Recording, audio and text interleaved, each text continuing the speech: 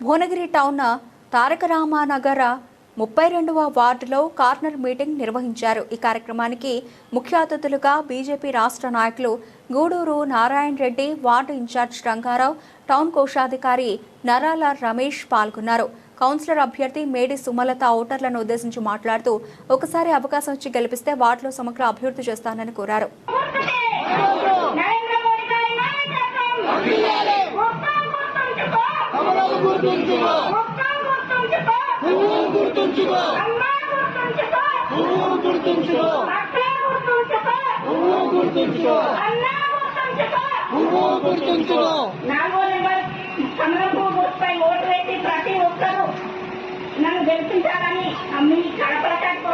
Devarakonda municipality పరిధిలోని 12, 13, 16 వార్డులలో ఎన్నికల ప్రచారంలో భాగంగా మాజీ ఎమ్మెల్యే రమావతి రవీంద్ర కుమార్ ఇంటింటి ప్రచారం నిర్వహించారు. టీఆర్ఎస్ ముఖ్య నాయకులు